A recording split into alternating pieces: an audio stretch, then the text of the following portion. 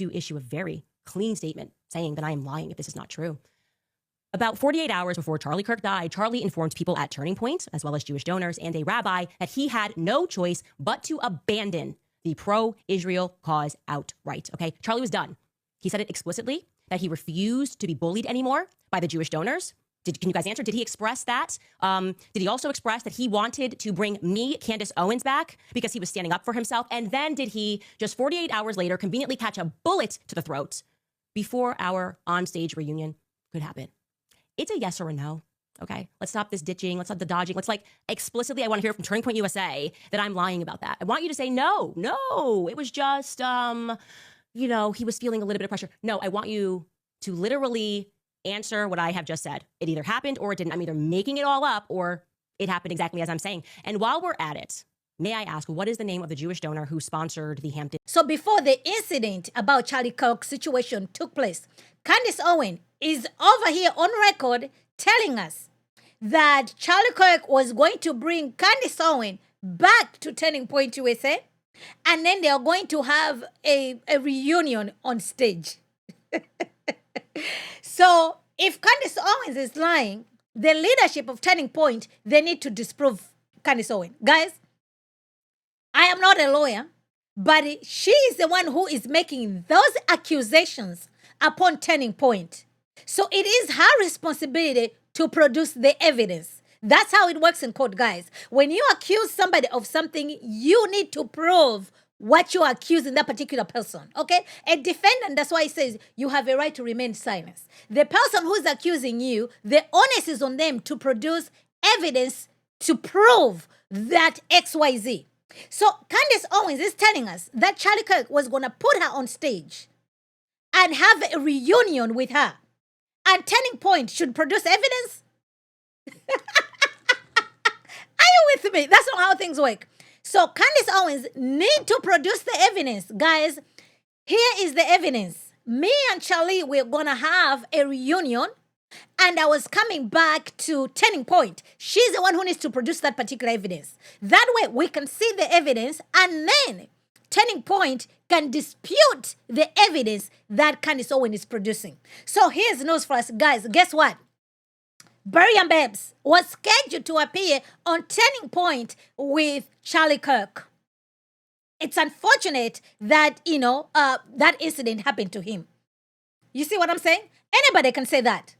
So, by the way, Turning Point, I want you guys to produce evidence that I was hired by Charlie Kirk. Do you see how this works?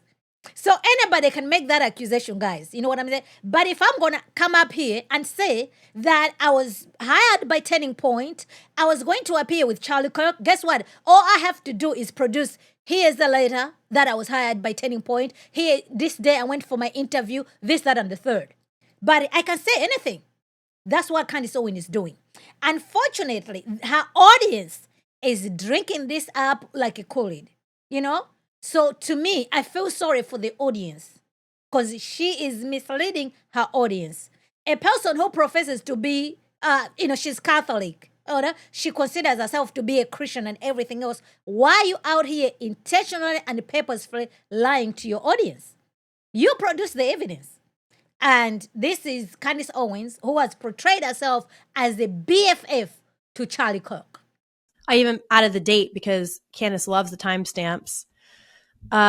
She doesn't follow Charlie, she doesn't follow Erica, and she doesn't follow TPUSA. So again, all of you mommy sleuths in Candace's camp, why? She has no current pictures. She doesn't follow him or his wife. So why then do you take her at her word that she's speaking from a place of authority and an intimate knowing of Charlie's life? She's a grifter. She's an opportunist. She's speaking on behalf of a dead man who can't refute her publicly. It's disgusting.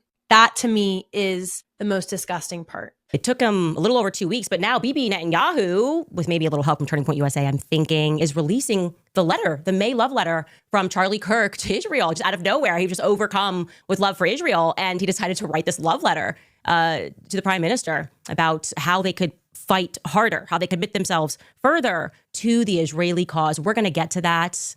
and we're just going to slaughter that narrative that Charlie died pro-Israel. But first, I want to jump right back into what we uncovered yesterday to keep you guys focused. As a Christian is advocating for Israel and forming alliances with Jews in the fight to protect Judeo-Christian civilization. Most recently, I am proud to have taken over Ambassador Huckabee's show on TBN, where we continually support Israel and the Jewish people. As Mohammedanism spreads into Western societies, it is critical that Jews and Christians stay united in the effort to contain and roll back radical Islam and Sharia law. I regret to report that anti-Israel and anti-Semitic trends are at record levels on social media. My team and I have spent months analyzing these trends and debating ideas that could help you and your country push back against these disturbing developments. Anti-Israel sentiment can undermine American support for Israel. Wouldn't want to do that. The purpose of this letter is to lay out our concerns and outline potential remedies. Everything written here is from a place of deep love for Israel and the Jewish people. I think it's important to be brutally honest with those you love. It's tough love. In my opinion, Israel is losing the information war and needs a communications intervention. I started to compose this letter to you on Easter. I should have been focused on my family, but I was getting bombarded with messages about the Israeli army, making it difficult for Christians to access church in Jerusalem on Easter. At the time, I did not see any official statements pushing back on this narrative. It was frustrating because pro-Israel surrogates like me, pro-Israel surrogate, by the way, should not be in charge of fact-checking every piece of anti-Israel misinformation that pours onto social media. And it wasn't just Easter. On my recent campus tours, half the questions I get are about Israel, and they're all negative. I often spend half my time on these campus tours defending Jews in Israel, which I'm proud to do because I love Israel and love the Jewish faith. I spent endless hours with Dennis Prager over the years studying the Torah. Sometimes it feels like I'm defending Israel in public more than your own government. I'm accused of being a paid apologist for Israel when I defend her. However, if I don't defend Israel strongly enough, I'm accused of being anti-Semitic. I know you've got a seven-front war, and my kvetching pales in comparison. Kvetching is Yiddish for complaining. But I'm trying to convey to you that Israel is losing support even in conservative circles. This should be a 5-alarm fire. I've often asked myself, why is Israel killing so many I'm often asked, why is Israel killing so many innocent civilians in Gaza? I know Israel goes to great lengths by dropping flyers and even calling civilians to clear out areas about to be bombed. I know Israel posts maps showing which areas should be evacuated. I know that Hamas uses civilians as human shields. But 90% of the younger generations get their news from social media and podcasts. And there's very little pushback for fact-checking by the Israeli government and or pro-Israel supporters in the media. I strongly suggest Israel not always depend on subcontracting their information war to surrogates in America.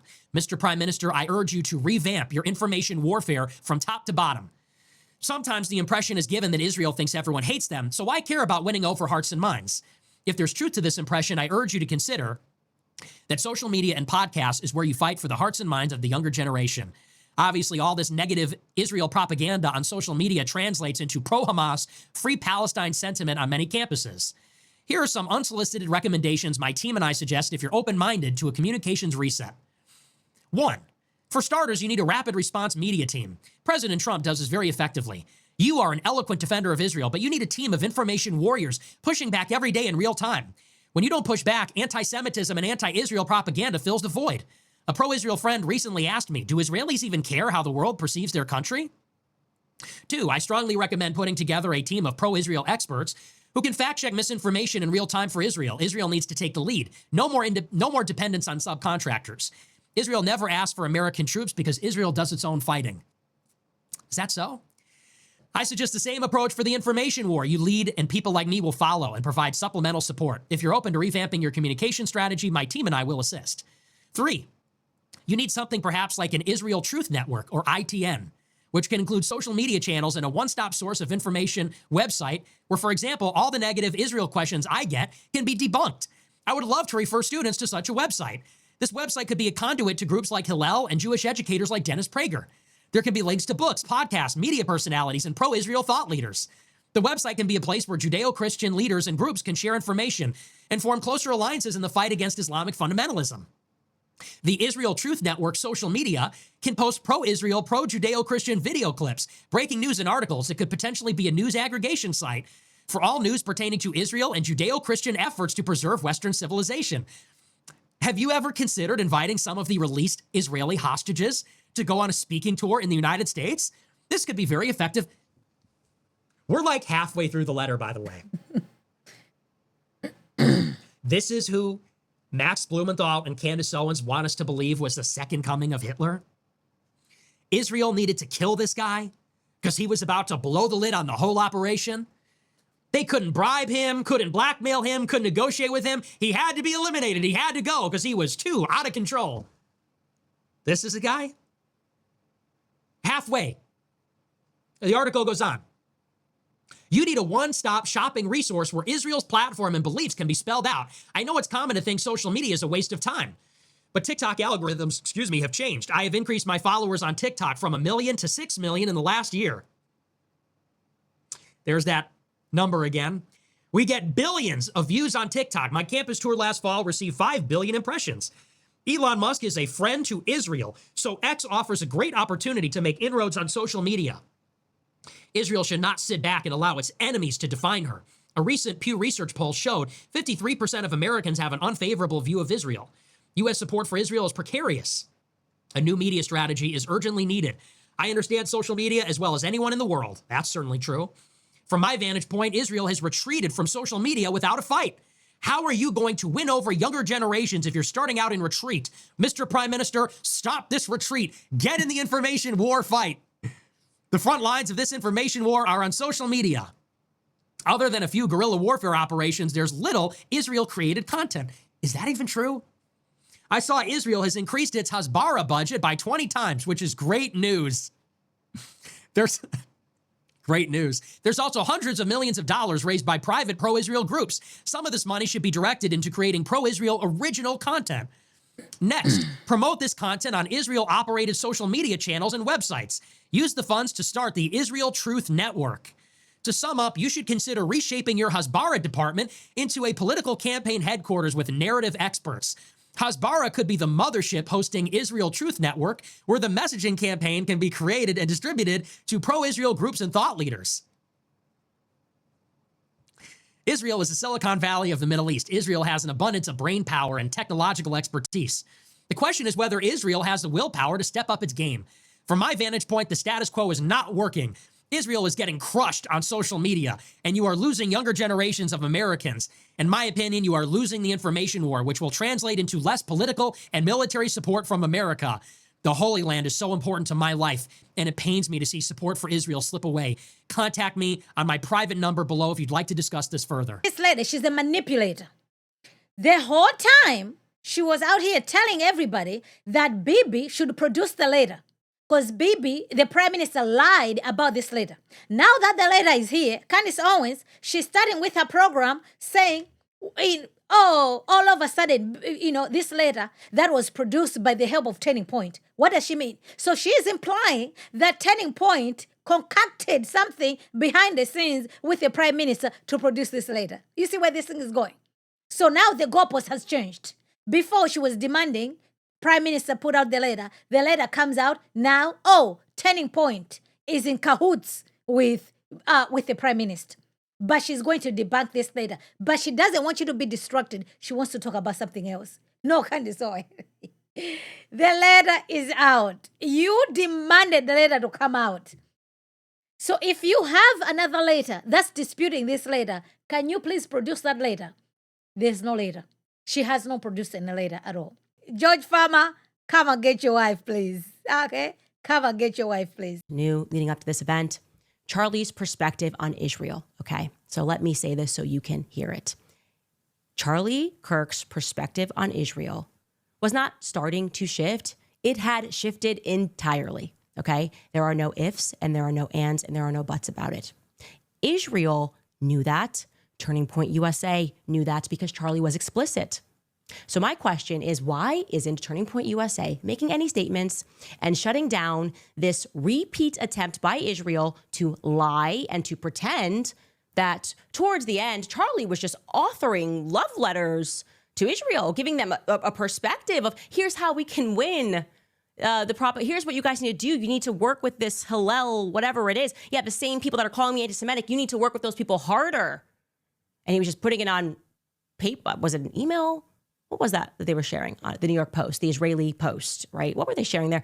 He wrote of his deep love for Israel. He had nothing else to do in May. Wrote of his deep love for Israel to a letter to Netanyahu. Netanyahu said they were close, but in the letter, Charlie puts his number, which apparently Netanyahu didn't have his number. And we're supposed to believe, did he send that as an email, by the way? Can somebody clarify? Was that an email they were sharing? So now she is questioning this later. Was it an email? Oh, so Bibi didn't have Charlie Kirk's phone number. You, Candace Owens, was not following Charlie Kirk. You were not invited to Charlie Kirk's memorial, okay? But you're telling us that you're Charlie Kirk's best friend. So we should believe you as the best friend of Charlie Kirk. But now you are posing, you demanded this letter to come out. The letter has come out. Now you're wondering if the letter was sent via email. What does it even matter? Whether the letter was posted, whether the letter was sent by email, what we have is Charlie Kirk's words in print that was sent to the Prime Minister. If that is a lie, Candace Owens need to disprove this issue. If he believes like, oh, you know what, Israel just made this up in thin air, right? They have produced the evidence. You need to produce evidence to counter that. You coming out telling us, was it an email? Was it this, whatever? It holds no water. It's nothing. Guys, it's a nothing bagger. Candace, go home. Go home. Go home.